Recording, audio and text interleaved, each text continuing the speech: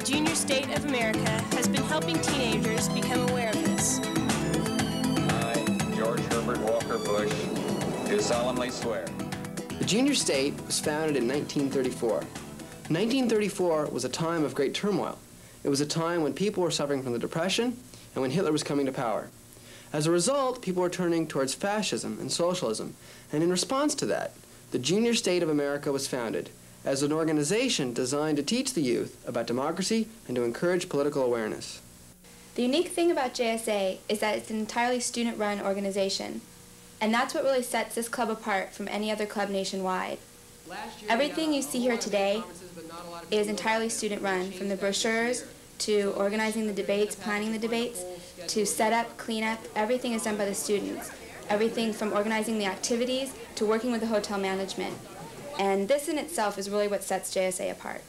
We're a political awareness club. The objective is to get people, high school students together, to hear the different sides of an issue, to express their opinion, to interact with other racially diverse people, and as far as their ideology is concerned, hopefully very diversified. And you learn from it. You help to mold your own political opinions, and you become kind of informed on the issues. And that's what JSA is all about.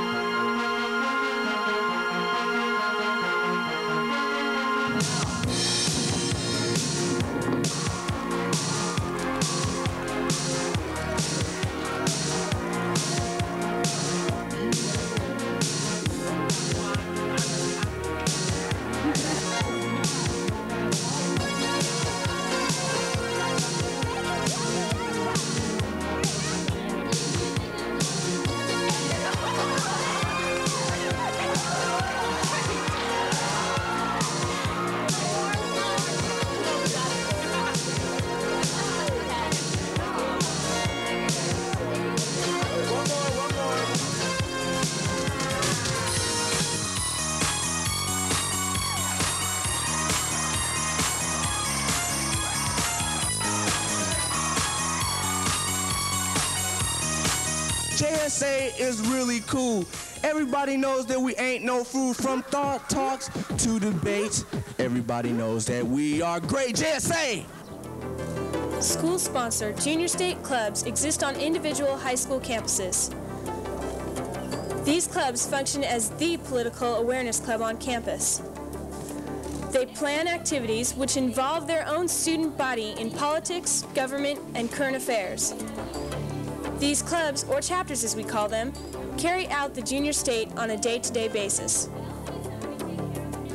Throughout the year, however, junior staters from these high schools get together at 1, 2, or 3-day conventions. Once again, I'd like to welcome all of you to... Each convention is centered around a particular theme that deals with anything from domestic to international issues.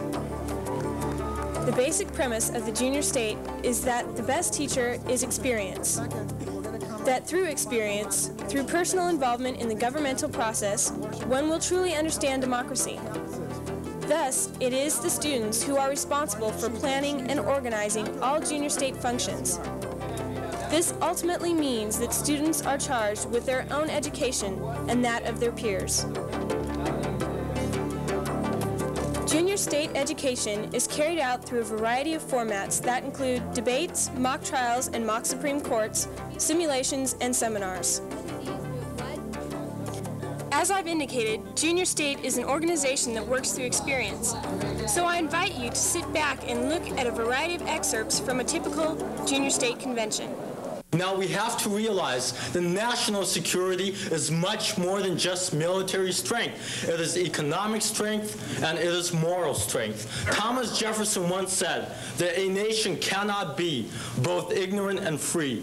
When 25% of Americans are functionally illiterate, that's not only an economic disadvantage, it's a threat to the very foundation of our democracy. I agree with this, only for the reason that the more you educate people, the more they're going to realize that you need to put more money into defense. Do you realize that if we took your advice and had a nuclear freeze, that we wouldn't have the present INF Treaty of Nuclear Reduction?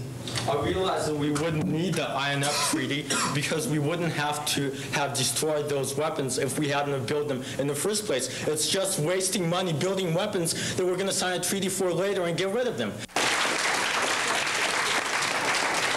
thing is that the Sandinista government that is in power now is popularly supported. 50% or more of the Contras that are fighting there now are only fighting because they are paid as mercenaries and not for their political beliefs. You're going to kill the baby or you're going to kill the mother? But if both are having the right to life, the mother's life is in danger and the baby's life is in danger, the mother's right to life is superior to the baby's right to life. But can you say, and do you believe, that the mother's right to abortion is superior to the right to life? In South Africa before, where there was a lot of censorship with music, and because of a lot of the underground messages that were coming through and permeating through the music, they actually lowered their standards a lot. Now there's a bigger degree of freedom, at least in the music spectrum. This afternoon, we are meeting here to decide whether or not Ronnie Carpenter will be allowed to attend Pembroke High. He was diagnosed as having the AIDS virus at the end of last year. He is a hemophiliac who received the disease through a blood transfusion before 1980, which was before blood began being screened for the AIDS virus. Once a yuppie, always a yuppie. Wouldn't she be contradicting herself if she said that if you're always a yuppie, then you'll be old eventually? You know, it's not this Peter Pan complex. What do you think? Is that right? And they say that what makes a yuppie is a Volvo and the drugs or whatever. So is it a moral issue and your mind, or is it a physical thing? I could have misunderstood what you said, but it sounded to me as if you said, well, people can have affairs, they should be allowed to do whatever they want. But if you're married to someone, you shouldn't be allowed to. How do you feel about that? There are certain moral standards that apply to the term morality. If you say you're being moral, then you're abstaining from sex when it shouldn't be done. Birth control, the pill, is simply an excuse to make sex before marriage easier. They get to save the people through the Congress, and when you bypass Congress, that's breaking the law. The Congress didn't even know what the law said. The highlight and the most crucial part of the junior state year is when we reconvene to elect our own officers. Good evening. My name is Matt Moss, and I am here tonight to nominate the next state speaker, Jennifer Brockett. Proudly nominates a dynamic candidate for speaker and a good friend of ours, Pat Perez.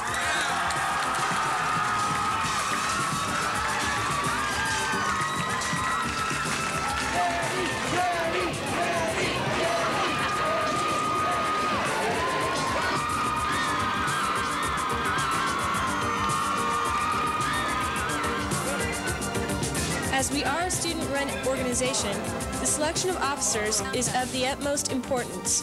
But we are also here for another purpose. We have a responsibility to elect a new leader for the upcoming year, to decide who will lead our way for tomorrow. Anyone, rich or poor, black or white, who has something to say can run and has an equal chance of winning. The elections are an extremely intense process, and like all facets of this organization, junior state elections mirror real-life politics in action. And I want to be your next speaker. I still have dreams that are as yet unrealized. I have goals to improve your junior state. 15 Romanskys, 0 Siegel, 0 abstentions. Chatsworth, how do you cast your votes? That's all 4 votes for Hilton Romansky.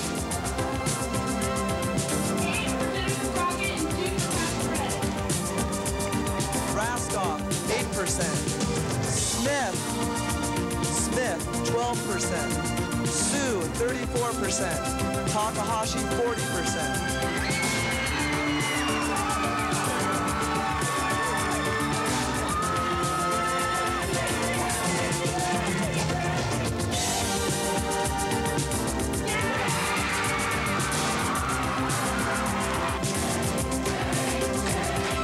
This has been the most intense, nerve-wracking experience of my life, and I loved it. Never to be forgotten is the fact that junior staters are teenagers who play as hard as they work.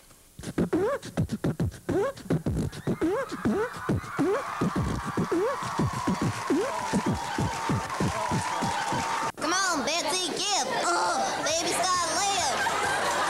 Mom, I swear, the chaperones were there. Son, I swear, we got my hair.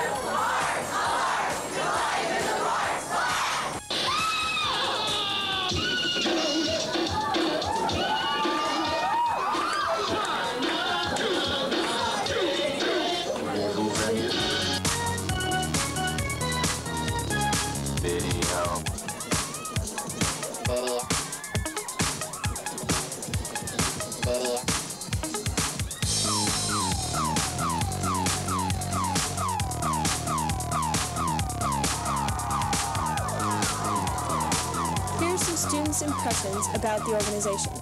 It's the enthusiasm of everyone. Everyone is just so, it's like overwhelming, and everyone is just so into their own beliefs, and you just want to express your own and be on the same level as everyone else. And you're pretty much free to express yourself however you wanted. They didn't limit the topic or material, and it was controlled totally by the students, so that was really cool. Yeah, that's really rad, because and you can go from whatever you want to. Like, you can go from one thing to another thing, and I like it a lot. It's fun. This is my first time I've been here, and it's a lot of fun.